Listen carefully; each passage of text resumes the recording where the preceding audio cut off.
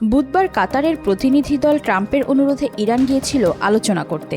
Belgian সাংবাদিক আলাইজা ম্যাকনিয়ার, যিনি ৩০ বছরের বেশি সময় ধরে মধ্যপ্রাচ্যের যুদ্ধের উপর সাংবাদিকতা করছেন, তিনি আজ বলছেন আলোচনাটা হয়েছে ইরানের দেওয়া ১৪ দফার উপর ভিত্তি করে। এরপর তিনি বলছেন, not a single word was changed. এরপর ট্রাম্প এই ১৪ দফার ২টো দফা চেঞ্জ করতে চেয়েছে, কিন্তু ইরানিরা নাকচ করে দিয়ে বলেছে, আমরা আমাদের ১৪ দফার বাইরে কথা বলবো না। এরপর সাংবাদিক এলাইজা ওয়ার্ল্ড অ্যাফেয়ার শোতে গিয়ে বোমা ফাটিয়েছেন। তিনি বলেছেন, কাতারের প্রতিনিধিরা নিজ দেশে ফিরে যাবার আগে ইরানকে জানিয়েছে ট্রাম্প মেনে নিয়েছে ইরানের দাবি। এর ঠিক ৪ ঘন্টা পর ট্রাম্প নিজের সামাজিক মাধ্যমে পোস্ট করেছিল, I am going to hit Iran hard. ইরানের তেল গ্যাস দখলে নেব, খার্ব দ্বীপ দখলে নিব, এসব লিখেছে। ইরানের প্রতিনিধি দল নাকি তখন অবাক হয়ে কাতারি প্রতিনিধিদের জিজ্ঞাসা করে বলেছে, তোমরা তো বলে গেলা ট্রাম্প মেনে নিয়েছে। এর ঠিক ৫ ঘন্টা পরই ট্রাম্প আবার পোস্ট করে লিখেছে, হামলা ক্যান্সেল করা হয়েছে, চুক্তি হতে যাচ্ছে।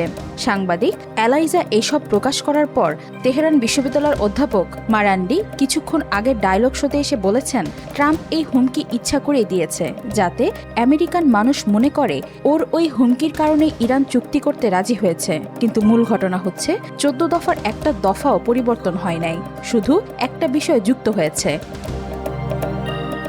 কোন বিষয় জানেন? ইরান এই চুক্তিতে বলবে যে ওরা পারমাণবিক বোমা বানাবে না, আর এতেই নাকি ট্রাম্প খুশি হয়ে চুক্তি করার ঘোষণা দিয়েছে। অথচ এই ১৪ দফার সবগুলো দফা একই আছে চুক্তিতে। যেমন ধরেন, ইরান নিজেদের সমৃদ্ধ ইউরেনিয়াম কাউকে দেবে না, দিলেও অবশ্য কিছু যায় আসতো না, কারণ আপনাদের কাছে যখন প্রযুক্তি থাকবে তখন আর কিছুরই দরকার হয় না, যখন তখন বানাতে পারবেন।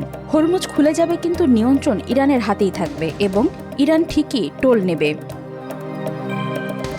আমেরিকা ইরানের যে বিলিয়ন বিলিয়ন ডলার জব্দ করেছে সব ফেরত দিতে হবে, আর এটিকেই ট্রাম্প নিজের বিজয় বলে আমেরিকায় উদযাপন করার চেষ্টা করছে।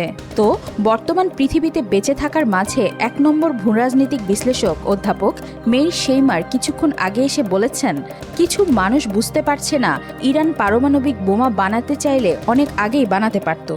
আর শিকাগো বিশ্ববিদ্যালয়ের অধ্যাপক পেইভ বলেছেন, Iran has just won the war, এবং তিনি বলেছেন আজ থেকে ঠিক ১৮ মাসের মাঝে ইরানের হাতে পারমাণবিক বোমা থাকবে এবং দেশটা পৃথিবীর পরাশক্তি হিসেবেই আবির্ভূত হতে যাচ্ছে। এদিকে ব্রিটিশ সংবাদ মাধ্যম স্কাই নিউজ আজকে শিরোনাম করেছে, আমেরিকা কি মাস কয়েক আগেই ইরানের সাথে যুদ্ধে হেরে বসে আছে? এই রিপোর্টে ব্রিটিশ সামরিক বিশেষজ্ঞ অধ্যাপক মাইকেল ক্লার্ক বলেছেন, আমেরিকা এপ্রিলের ৮ তারিখেই এই যুদ্ধে হেরে গেছে।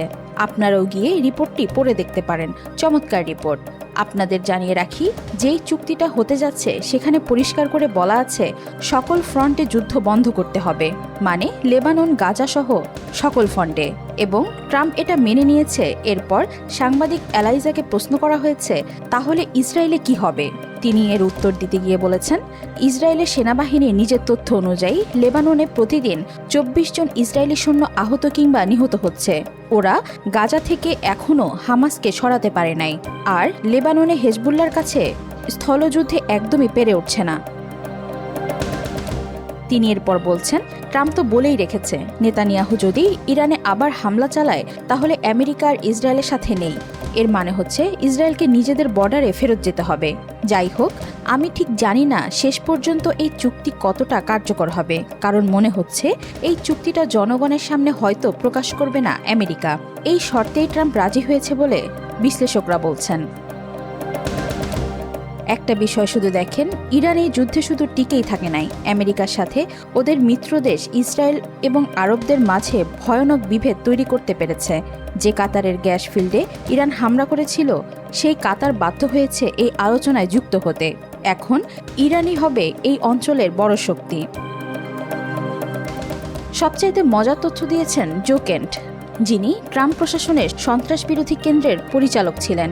ইরান যুদ্ধের কারণে যিনি পদত্যাগ করেছেন, তিনি আজ বলছেন, আমেরিকার জন্য ইসরায়েল থেকে আসা হুমকির মাত্রা বাড়ানো হয়েছে, ঠিক যেমনটা আমেরিকার প্রতিদ্বন্দ্বী চীন এবং রাশিয়ার ক্ষেত্রে করা হয়েছে। চিন্তা করতে পারেন, এখন ইসরায়েলকে আমেরিকা হুমকি মনে করছে, যারা ওদের ১ নম্বর মিত্র দেশ। কেন করছে জানেন? জো কেন্ট বলেছেন, ইসরায়েলিরা রীতিমতো পাগলের মতো খুঁজে বেড়াচ্ছে চুক্তির কাগজটা বের করতে। এমনকি ট্রাম্পের বাসাতে ওরা স্পাই লাগিয়ে রেখেছে। কেন খুঁজে বেড়াচ্ছে জানেন? ইসরায়েল তাহলে চুক্তিটা প্রকাশ করে দেবে। সেক্ষেত্রে ট্রাম্প আর নিজেকে বিজয় ঘোষণা করতে পারবে না। ট্রাম্পকে এখন ইসরায়েলের হাত থেকে এই চুক্তি লুকাতে হচ্ছে। আর কথা কে বলেছে? ট্রাম্পের নিয়োগ দেওয়া সন্ত্রাসবিরোধী কেন্দ্রের প্রধান জো কেন্ট। যাই হোক, আগামীকাল জেনেভাতে চুক্তি হবে কিনা এখন বলা যাচ্ছে না। তবে ইরানের প্রতিনিধিরা বলছে এই সপ্তাহে হতে পারে। দেখা যাক কি হয়। গতকাল রাতে এবং আমি এই লেখা যখন লিখছি তখনও ইরানের রাস্তায় হাজার হাজার মানুষ বিজয় উদযাপন করছে। যেমনটা গতকাল লিখেছিলাম, যে কোনো চুক্তি মানেই ইরানের বিজয়। কারণ ট্রাম্প যুদ্ধের প্রথম দিনই বলেছিল ইরানের ক্ষেত্রে কোনো চুক্তি হবে না, শুধু নিঃশর্ত আত্মসমর্পণ ছাড়া। আর এখন চুক্তি করা হচ্ছে প্রকাশ না করার শর্তে। তাহলে বুঝেন ট্রাম্পের পরাজয়টা কোন মাত্রায় হতে যাচ্ছে। শেষ পর্যন্ত কি হয় জানি না, কারণ ম্যানিয়াক ট্রাম্পের কোনো কিছুরই ঠিক নাই। তবে এটা পরিষ্কার বোঝা যাচ্ছে Iran has the upper hand. এই যুদ্ধের প্রথম দিনই বলেছিলাম ট্রাম্প ইরানে এসে আটকে যাবে। শেষ পর্যন্ত সেটাই হয়েছে। সাম্রাজ্যবাদী আমেরিকার প্রভাব মধ্যপ্রাচ্যে আগামী 1-1.5 বছরে অনেক কমে যাবে। পৃথিবী থেকে সাম্রাজ্যবাদ বিদায় নিক। পৃথিবীর সকল প্রান্তের মানুষ নিজেদের মতো করে মাথা উঁচু করে বাঁচুক। ওয়াহিদা পারভিন, নিশিতা, আজকাল।